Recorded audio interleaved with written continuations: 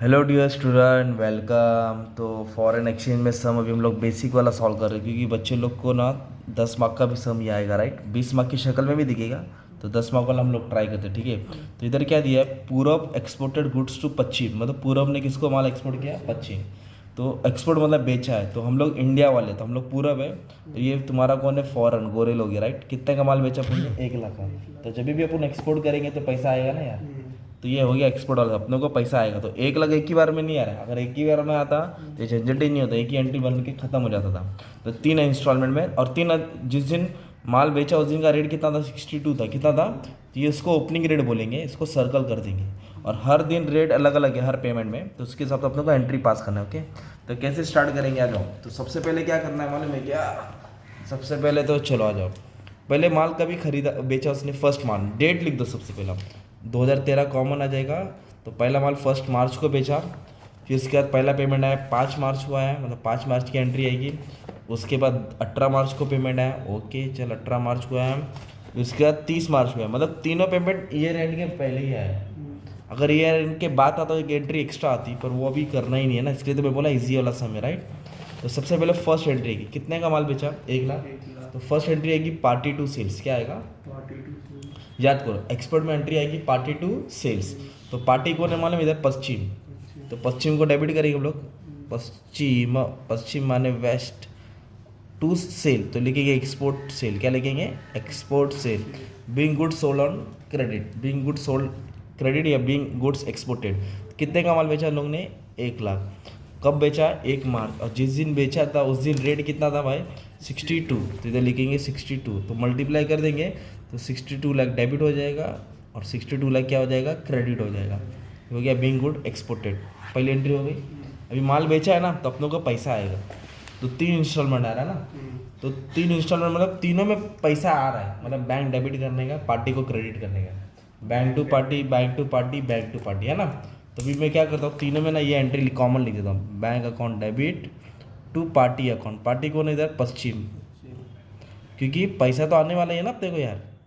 तो हर एक में एंट्री कॉमन रहेगा। फिर इधर लिखेंगे बैंक अकाउंट डेबिट टू पश्चिम अकाउंट, पश्चिम मतलब पार्टी। इधर लिखेंगे बैंक अकाउंट डेबिट, है ना, टू क्या लिखेंगे, पश्चिम अकाउंट। तो एकदम सिंपल हो गया ना तुम्हारे लिए। पैसा आ रहा, पार्टी दे रहा, पैसा आ रहा, पार्टी दे रहा, पैसा आ रहा, पार्टी दे रहा है। अब अपने को ना क्या रेट से पैसा आने का था, 62। क्या रेट से आने का था, अगर पार्टी ज़्यादा देगी तो फ़ायदा होगा, सामने वाला अगर ज़्यादा देगा 62 तो अपने को फ़ायदा होगा, और कम मिलेगा तो क्या होगा, लॉस होगा। तो पहला पेमेंट कभी आया, 5 तारीख को आया। कितना आया, 40,000 आया।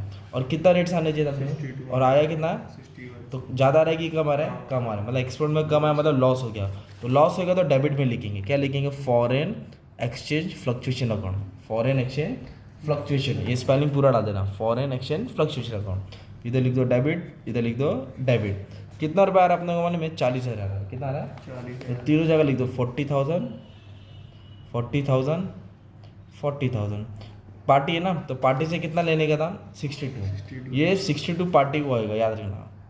और पार्टी ने कितना दिया, 61। तो 1 रुपये का क्या हो गया अपना, लॉस हो गया। 1 रुपये का क्या हो गया, लॉस। तो इसको मल्टीप्लाई करेंगे, 24,40,000 डेबिट में आएगा। इसको से मल्टीप्लाई करेंगे, 40,000 डेबिट में आएगा। हाँ, लॉस डेबिट, फ़ायदा होता तो क्रेडिट में आएगा, फ़ायदा आएगा तो क्रेडिट में आएगा। और इसको 62 से मल्टीप्लाई किया तो 24,80,000 आ गया। तो ये हो गया बीइंग अमाउंट रिसीव, एक बीइंग अमाउंट रिसीव $1 बोले तो 61 डाल देने का, कुछ भी है ना। तो ये हो गया तुम्हारा फर्स्ट पेमेंट की एंट्री है। फिर वापस से अपने को पेमेंट आ रहा है भाई। तो नेक्स्ट पेमेंट आया 18 मार्च को आया, और कितना आ रहा है, 35,000 आ रहा है। और लेना कितना था, 62। और आया कितना, तो कम आ रहा है कि ज़्यादा आ रहा है, ज़्यादा आ रहा है। ज़्यादा आने का मतलब होता है फ़ायदा हो गया। तो फ़ायदा में लिखेंगे टू फॉरेन एक्सचेंज फ्लक्चुएशन, क्या लिखेंगे, क्रेडिट में डालेंगे ना, क्योंकि फ़ायदा हो गया।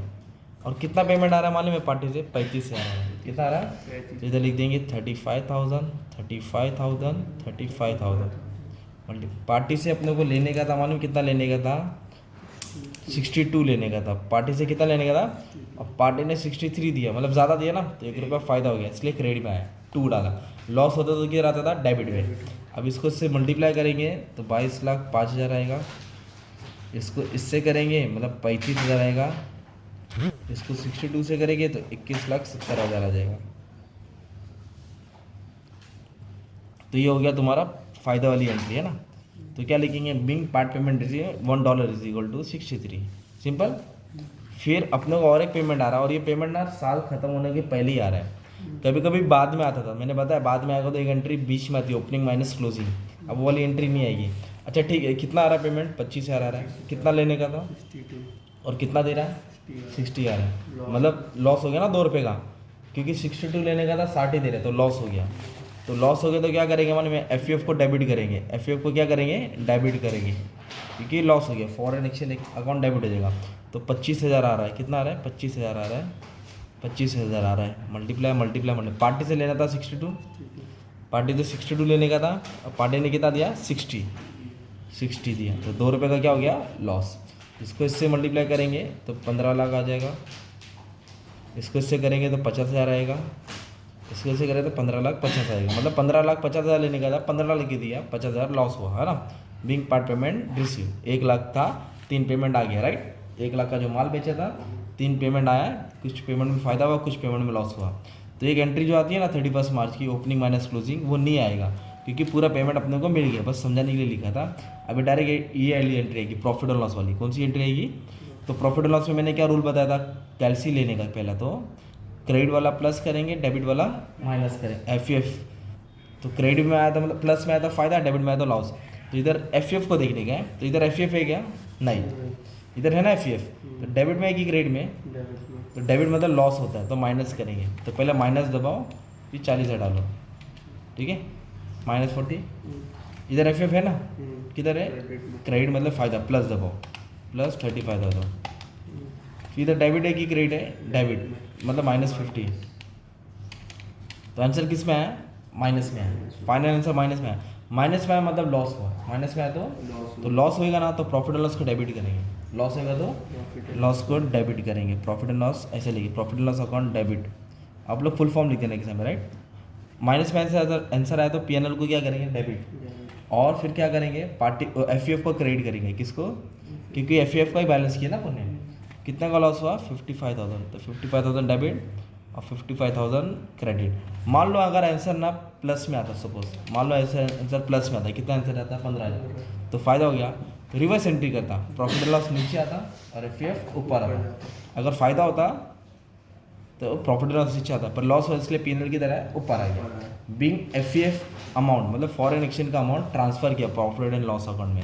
तो ऐसा 10 मार्क का सम आएगा, राइट, 10 मार्क का। और 20 मार्क वाला सम भी तुमको सॉल्व करा दिया होगा, जिसमें एंट्रीज ज़्यादा रहती है ना। तो बेस स्ट्रॉन्ग रहेगा ना, तो हम पूरे लोग कुछ भी सॉल्व कर सकते हैं, ठीक है। Thank you.